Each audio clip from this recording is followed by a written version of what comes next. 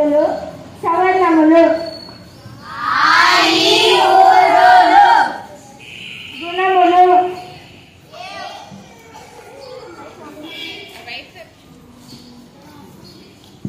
ఏఓఆలు ఎన్నులు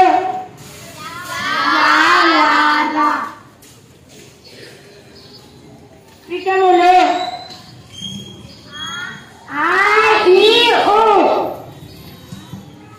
వృద్ధులు పరుషాలు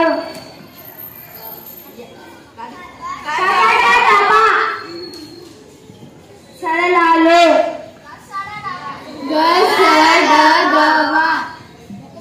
సవర్ణ దీర్ఘ సంధి ఫస్ట్ సూత్రం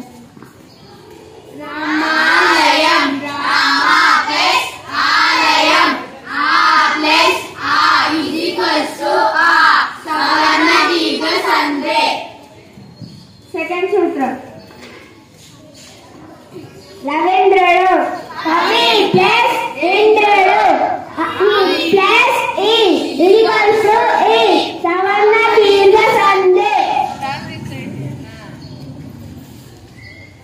థర్డ్ సూత్రం గురుపదేశం గురు ప్లస్ ఉపదేశం ఊ ప్లస్ ఊ ఈక్వల్స్ ఊ సవర్ణ దీర్ఘ సంధి ఫోర్త్ సూత్రం పితృనా పితృ ప్లస్ రుణ రు ప్లస్ రు ఈక్వల్స్ రు సవర్ణ దీర్ఘ సంధి సవర్ణ దీర్ఘ సంధి సూత్రం ఆయి ఊరులకు సవర్ణములు పరమైన వాని దీర్ఘములు ఏకాదేశమగును.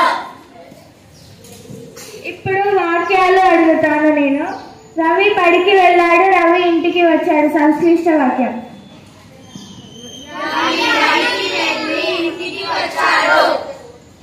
సంయుక్త వాక్యం. రవి బడికి వెళ్ళాడు కాబట్టి ఇంటికి వచ్చాడు. టీచర్ పాఠం చెప్పింది, టీచర్ ఇంటికి వెళ్ళింది. సంక్లిష్ట వాక్యం.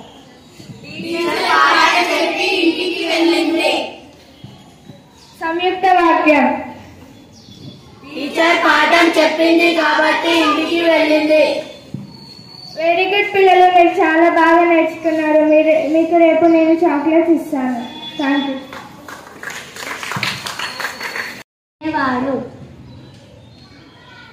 వాళ్ళిద్దరు ఒకరింటికి ఒకరు వచ్చి పోతుండేవారు.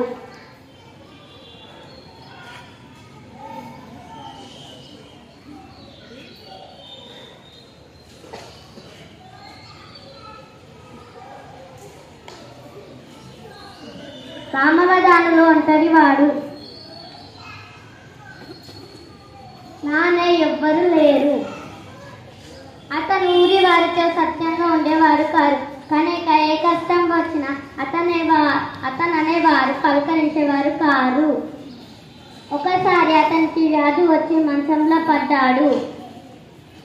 చూసి దిక్కవరు లేరు. అదే సమయంలో పరమానందయ్య గారు శిష్యులతో అతనింటికి రావడం జరిగింది.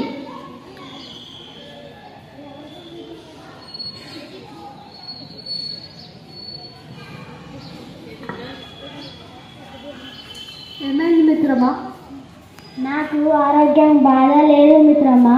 అజీర్ణంతో చాలా బాధపడుతున్నాను. ఓ సిద్ధేనా, అదే పెద్ద వ్యాధి కాదు. నేను నా శిష్యులు నీ వ్యాధి తగ్గించే వెళ్తాము. వాళ్ళు కూడా వైద్య శాస్త్రం నేర్చుకుంటున్న వాళ్ళే. వాళ్ళు నీకు ఉపచారం చేస్తారు. సరే.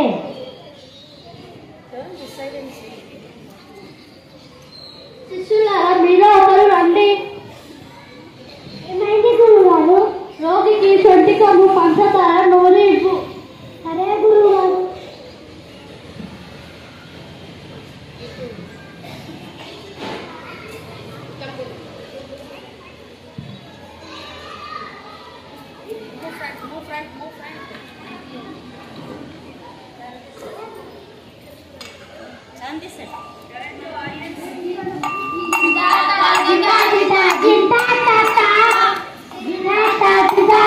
జింతా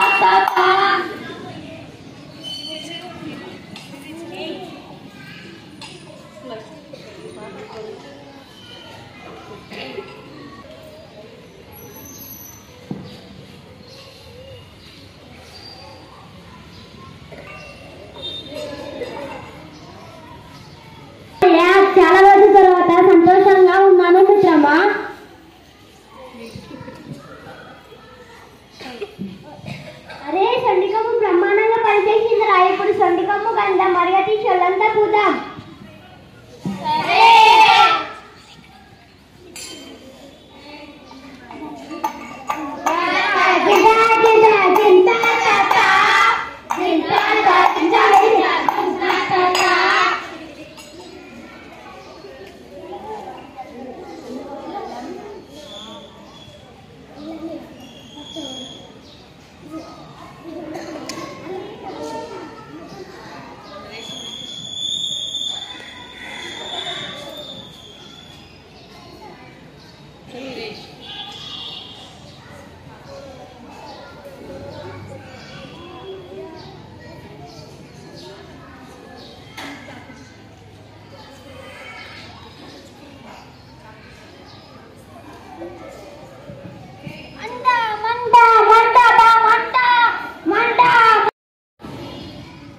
ఒరే గొప్ప మునిగింది, ప్రమాదం వచ్చింది, ప్రాణాలు పోతాయిరా.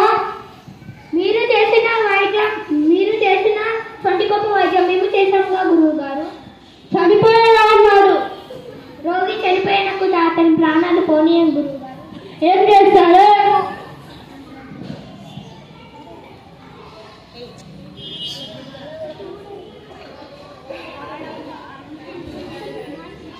అసలు ప్రాణాలు ఎలా పోతాయి? ఎక్కడి నుంచి పోతాయి? నోట్లో నుంచి, ముక్కులో నుంచి, చెవులో నుంచి, నవరంధ్రాల నుంచి. అయితే ఆ నవరంధ్రాలు మూసివేద్దాం, ఇక ప్రాణాలు పోవడానికి మార్గమే ఉండదు. సరే, ఆ నవరంధ్రాలు మూసివేద్దాం, ఇక ప్రాణాలు పోవడానికి మార్గమే ఉండదు. సరే సరే సరే